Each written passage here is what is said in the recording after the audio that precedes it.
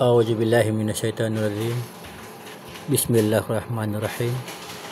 Subhanaka la ilma lana illa ma 'allamtana innaka antal alimul hakim. Wa ba'd. Assalamualaikum warahmatullahi wabarakatuh.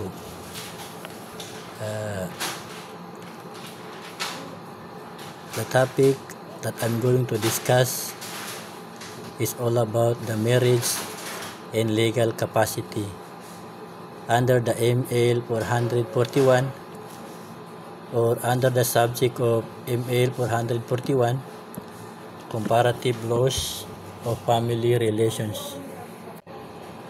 The marriage and legal capacity is, we have a so-called marriage under the civil law.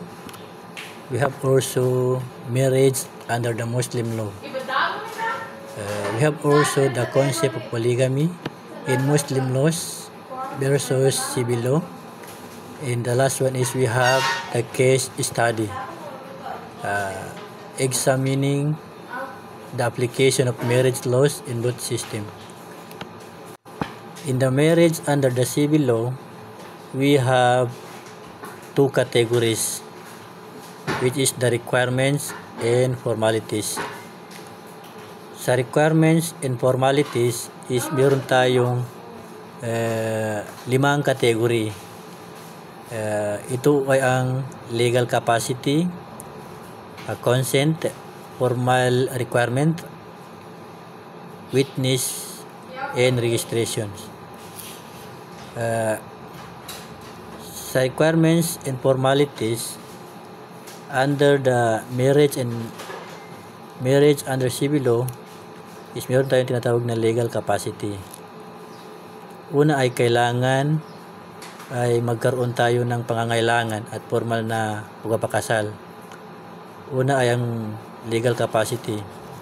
So meaning, individuals must reach the legal age of majority, typically 18 years old, and be mentally competitive to consent to marriage. So first requirement that we have is legal capacity. Kinakailangan bawat isa is aabot or majority talaga na 18 years old. At pangalawa ay kailangan dapat maasahan when it comes sa marriage. Pangalawang requirements na meron tayo dito is meron tayong tinatawag na consent. So both parties must freely and voluntarily consent to the marriage without coercion or duress. So ibig sabihin, kailangan yung pahintulot ng bawat magulang. Yung pahintulot ng dalawang magulang na hindi dapat na o wala dapat na pagpipigil.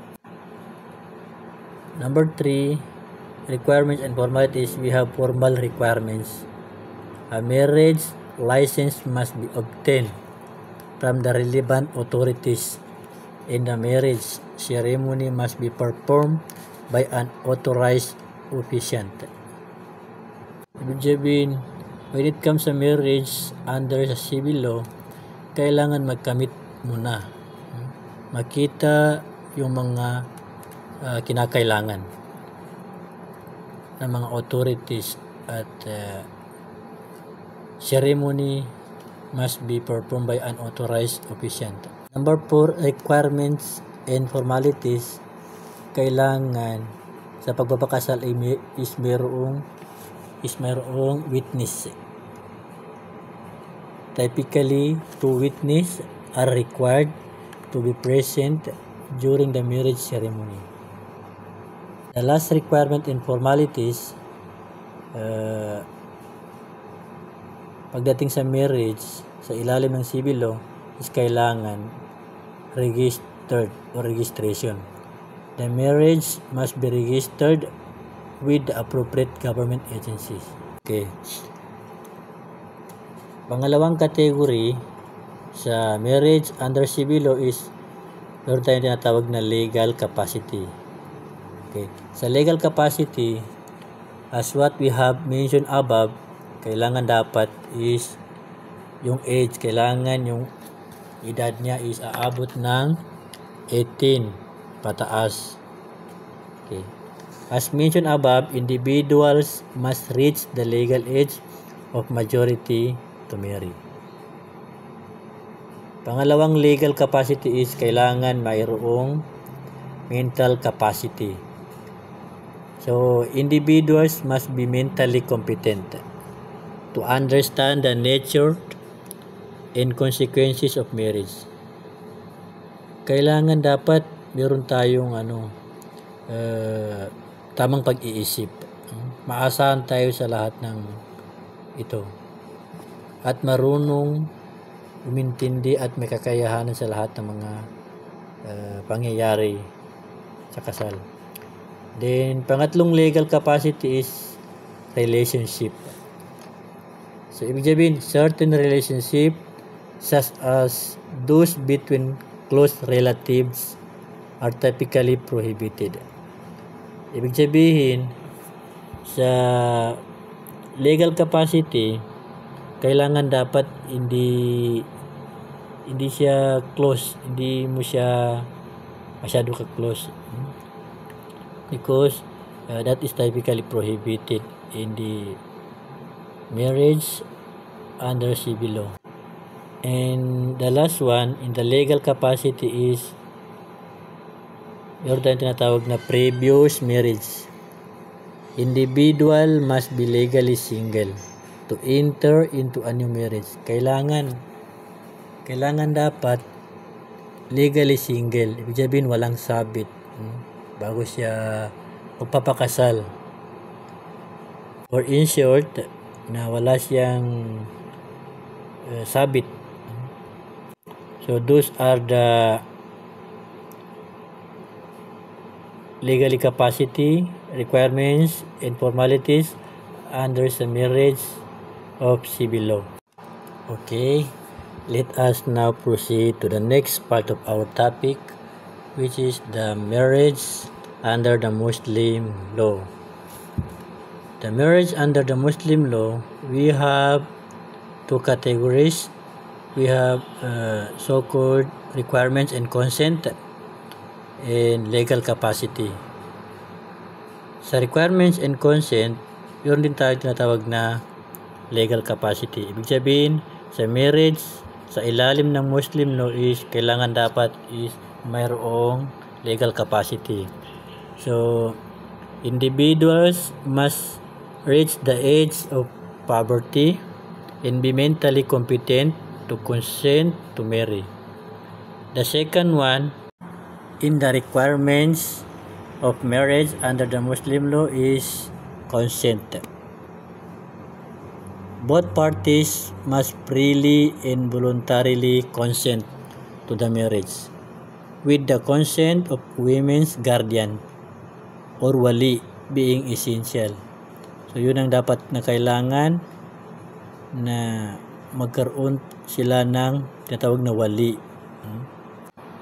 The third requirement in the marriage under Muslim law is we have formal requirements. A marriage contract or nikah must be signed by both parties and witnesses.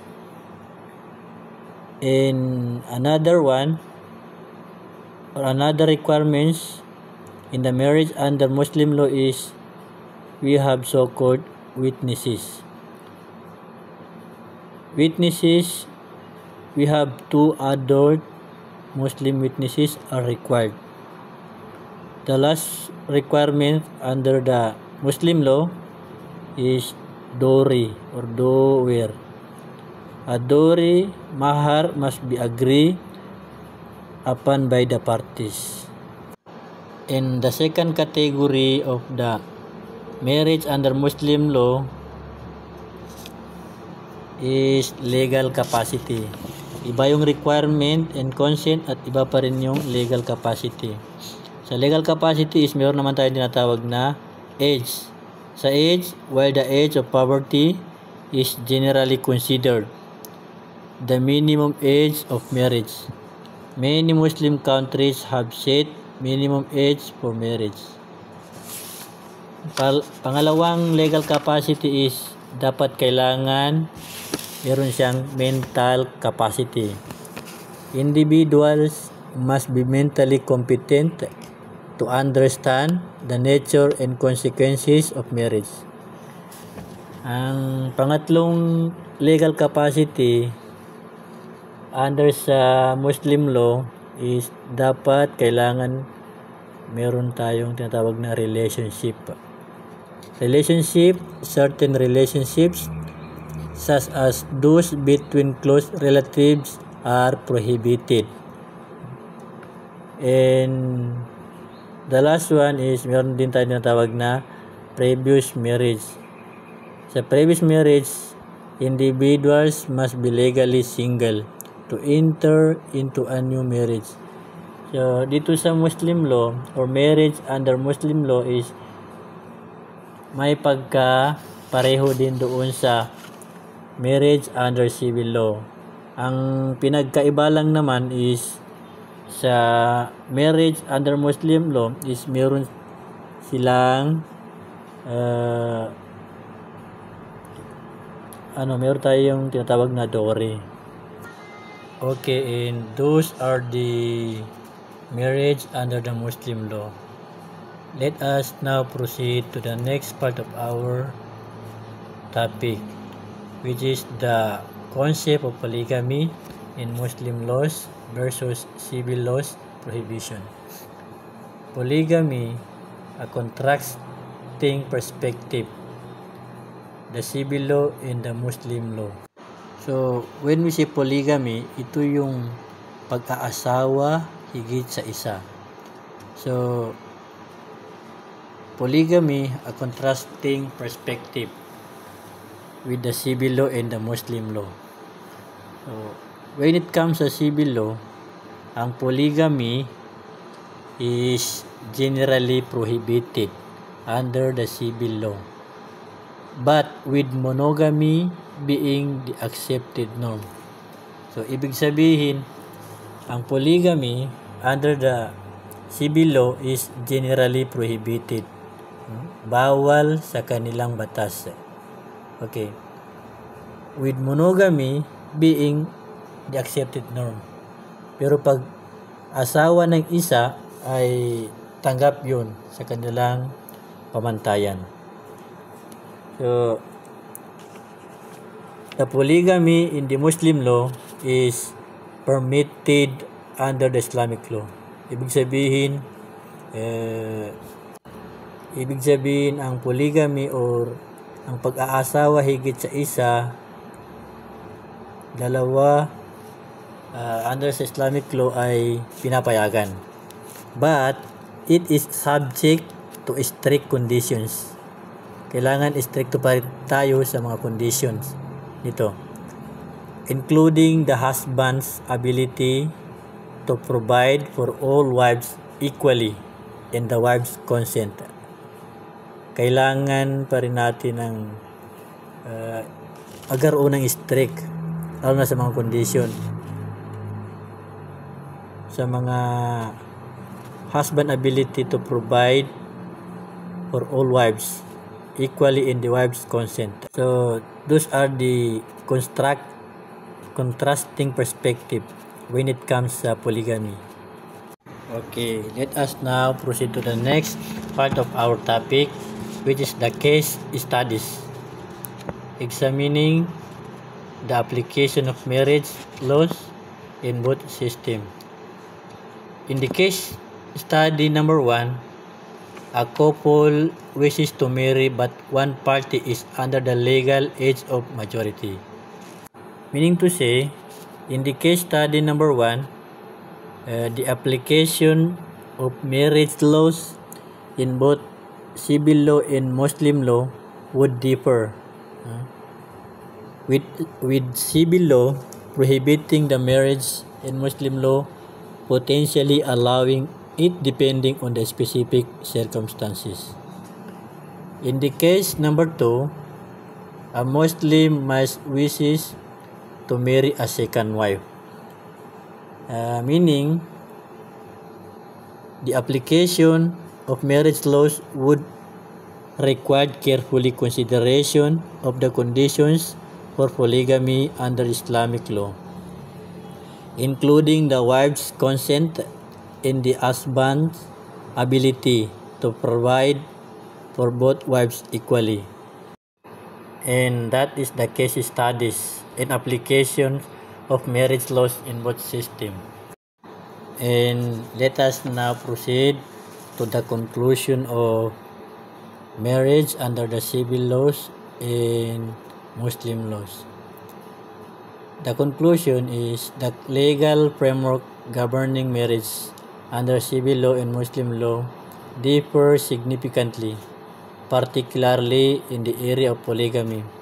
Understanding these differences is crucial for individuals seeking to enter into marriage, as well as for legal professionals navigating complex marriage-related issues. And that is the end of my report. Thank you and Assalamualaikum warahmatullahi wabarakatuh.